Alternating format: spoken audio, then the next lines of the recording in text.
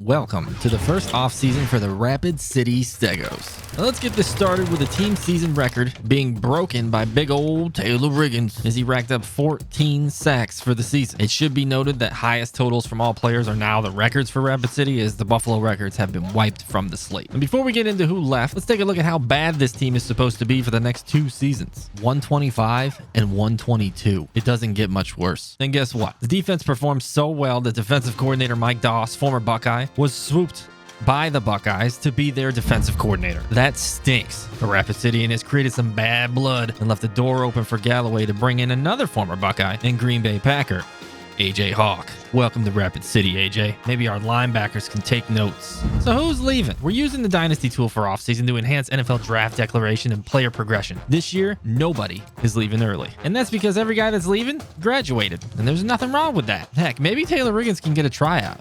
If not, maybe we can bring him back as the coach later on. But as you can see, we're losing a lot of seniors. Marks Jr., Van Treese, Ingram, Kean Williams, Taylor Riggins, Gaddafi Wright, James Williams. All of the top receivers. We're losing every corner just about. Next year is going to be rough. But hey, we did get a transfer from San Jose State. I'm going to call him Swan. I don't know the pronunciation. If someone does, let me know in the comments. Anyway, this guy is much needed at 6'1", 290. He can be a presence on the inside that we're going to need right next to big old body Damon Williams. Slow top end, but quick guy that can lay a hit on some fellas with that 80 hit power. And signing day is here. We lost out on some guys we really wanted, namely both backup QBs for McLaurin, with Warren and Brown opting for Colorado State and Nevada. But what we did do was get a lot of corners. We are absolutely depleted there. So these guys will have an opportunity to shine right away. And I mean right away. So for signing day, Joey Galloway being a former Buckeye wasn't enough, as Rapid City ends up with the 88th best class in the country, with 11 3-stars and 6 2-stars. The top three classes look awfully familiar, with Notre Dame, Bama, and Ohio State. Mix them up, and that's pretty much top three right now in real life. A bit of a surprise to see Nebraska up there at 4, though. Scott Frost putting in the work.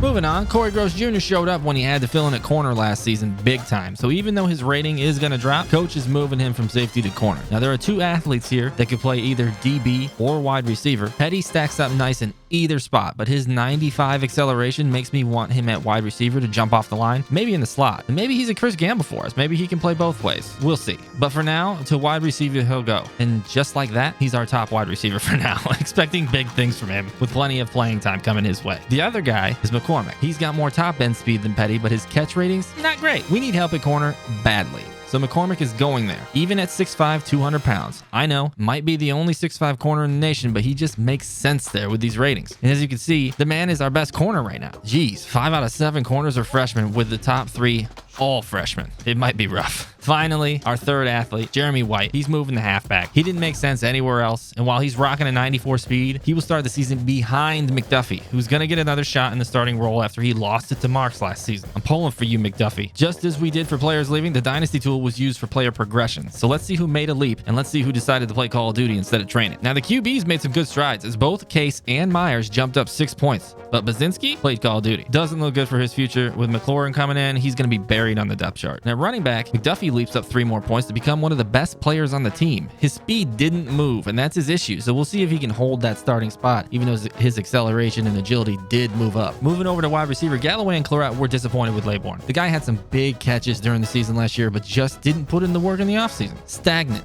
at a 72. In fact, the wide receiver core didn't improve much at all, with Maryland Johnson actually regressing 3 points. Now the offensive line was steady progression across the board, and we needed that. A lot of these guys have some experience now, so hopefully that can help them going forward. And it's pretty much the same thing with the defense, with big-bodied Damon Williams coming back as the best player on the entire team. He's going to anchor the middle. The transfer jumping up to a 76 as well. Looks good for that defensive line. And moving on to cuts, nobody on the team was cut, as Rapid City is under the roster limit. Should also be noted, conferences have been realigned to basically be the year 2025 or 2026, even though we are in 2022 here. Now on to the Redshirts, and the first one is a surprise. It's McLaurin. Make no mistake, Galloway will burn his red shirt at the first sign of trouble from Matt Myers. Myers' improvement and better throw accuracy won him the job, but he knows it's thin ice. Most of these guys throwing on the red are depth moves. Joe Nelson is simply not needed this year, so let the guy develop. Same goes for tight end Brad Hill, fullback Louis Love, right end Chris Casey, defensive tackle John Cox, middle linebacker Kevin Robinson, corners Chad Brown and Andrew Rhodes, and finally safety Gerard Martin. But perhaps another redshirt that could get burned later is wide receiver Ryan Clark. The guy has 96 speed, but is 6th on the depth chart, and his 76 acceleration is alarming off the line with no other wide receiver below 84 there, and the rest are actually above 90. So we're going to start him off red. Now we move on to the new recruiting board, and we're using Fang's recruiting tool now. This should change it up and make prospects more dynamic. You'll see a wide range on busts and gems. I'm talking -12 or +12 on the ratings. Also, right away, we'll see that guys are ready to visit in some cases and are starting off almost ready to commit to some schools. This should make recruiting even more challenging,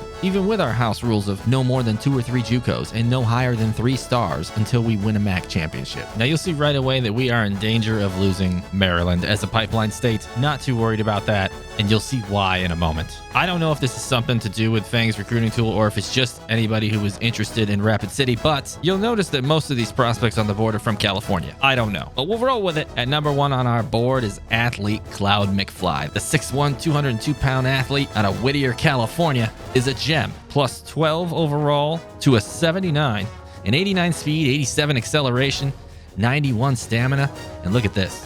His route running, catching traffic, catching, release, all good.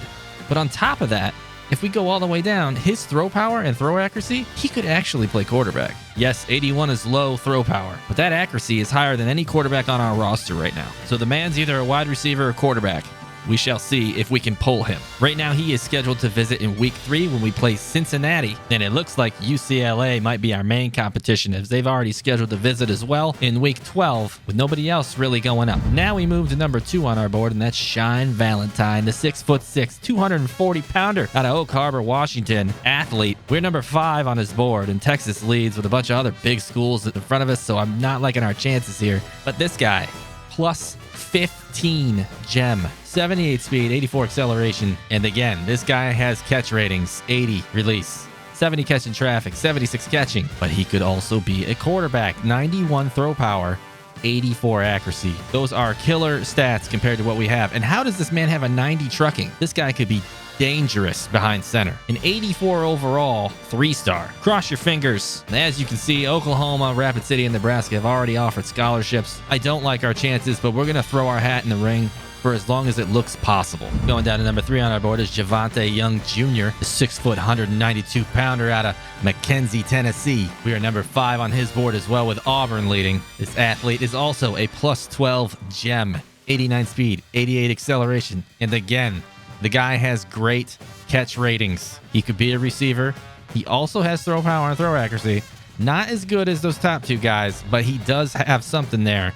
If we needed him to throw a halfback pass, maybe. His ball carrier vision is 84. The guy can line up at quarterback, wide receiver, or running back. Auburn has offered him. So again, I don't like our chances, but we're going to throw our hat in the ring and see what happens. Now I move down to number 4 on the list, and that's Cody White, the 6'2", 196-pound free safety out of Lewiston, Idaho. He's a +7, 75 gem, 90 speed, 92 acceleration. Coverage skills leave a little to be desired, but I'd kill to have that speed in the back end. So far, Nebraska, Michigan, and Notre Dame, the only guys on his board. We are going to try to jump up in there. Now I move down to number 5 on our list, and that's guard Larry Mack, 6'5", 259 pounds out of Davis, California. We lead on him with Cal behind us and a lot of other Pac-12 schools. He's a 71, a 79 pass block, 79 run block, a 75 impact block. We desperately need help on the line. We are going to lose some people after this year. That 86 acceleration, the guy could probably pull. I like our chances. As you can see, we're the only team that's offered him. Already got our visit scheduled for week 3, and you will notice we have a lot of guys coming week 3 versus Cincinnati. It is a huge, huge game. Next, we move to number 6 on the list, and that is Bailey Fuzak, 6'8", 267-pound tackle out of Orange, California. We lead him as well with Nevada trailing. +5 gem, 70 overall. Look at this. A tackle with 99 acceleration. Please, God, let us pull this guy. Pass block, 71. Not too great. That run block at 77, and that impact block at 86. Throw the nil money at Bailey.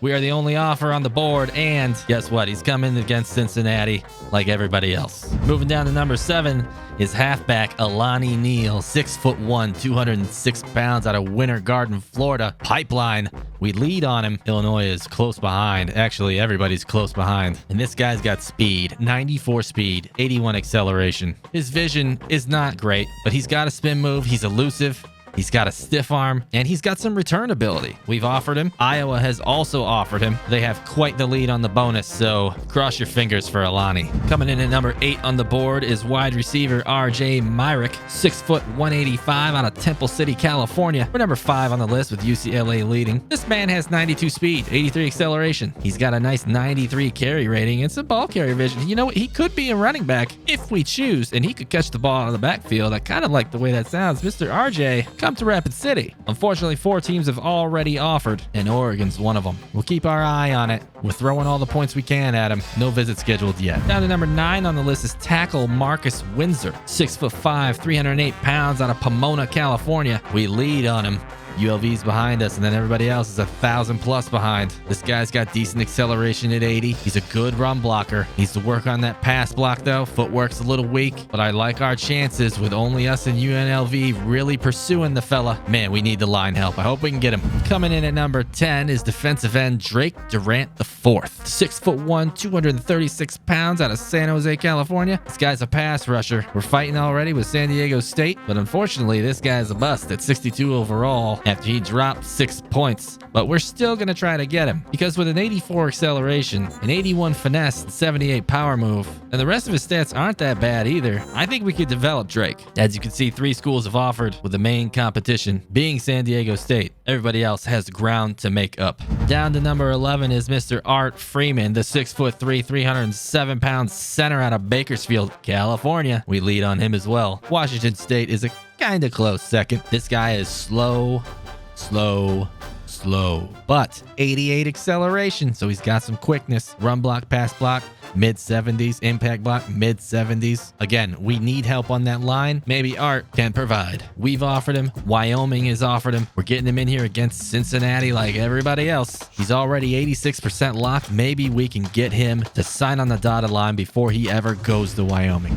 And down here at 24, I'm going to move him up because I didn't realize he was all the way down here at 24. Mr. Gavin Davis, 69 overall corner, 5'11", 183 pounds, out of La Mesa, California. We're 2,000 points behind on Stanford. The guy's got an 87 speed, 86 acceleration, 81 man, 81 zone. We need all the help we can get in the back end with a ton of freshmen starting there this year, but we got a lot of ground to make up. We're dumping 500 in him. We've offered him a Scally. He's 61% locked, and right now he is only interested in Stanford. Let's see if we can get him in here for a big game. Now, the rest of the guys on the board are long shots. We are behind on them by a lot, but you know, if we can lock someone off, maybe we go after him, but chances are we're going to end up throwing some different guys on the board than what you see here. But I like what we have at the top. Cloud McFly and Shine Valentine would be huge gets. Hell, the top 10 of these guys would be huge gets. Hell, almost all of these guys in the top 15 would be great gets for this team. But we need more than 17 recruits. We got to bring in quality this year, and we got to win some big games to do that. Hope and pray that Myers is ready to take that starting role,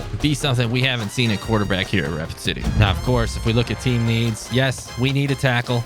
You saw we got him on there. We need a center. We got one, or we got a couple of them actually on there. We need a kicker. We'll get one. And then on defense, we need a punter. Even though we lost basically everything, we are a very, very young team, especially at corner. On offense, I mean, same story. We are a very young team across the board. This team has a lot of growing to do, but if we stick with them, I think they can be something special. Now, coming back to the pipeline states, why I said I wasn't worried about losing Maryland is because I think if we pull off what we're trying to pull off, look at California. 21 targets. How is that possible? I mean, maybe it's the proximity to South Dakota. It's not that far, I guess. I mean, it's kind of far, but that is just crazy to me. 21 targets out of California. How? Maybe once we get somebody to sign, we can start looking at some other states. Now, if we check out the school, not much has changed. Our academic prestige stays at a B. I think it was there last year. And then our coach prestige did go up to a C+. Good for Joey Galloway. The conference prestige is trash at a C-. We are 9th out of 10. Good God. With an average rank of 82.8. Now, we start the season ranked 109th, while the CFP teams from 2021 are your top 4. Pundits are predicting the Stegos to come in 4th in the MAC East and 7th in the MAC overall. Yikes. The 4-year outlook, right now at least, is not good. with 2025 being the only year sub 100. Are you excited for the dumpster fire of year 2? See you next video as Rapid City travels to the big house for game 1 at Michigan. Until then, go Stegos.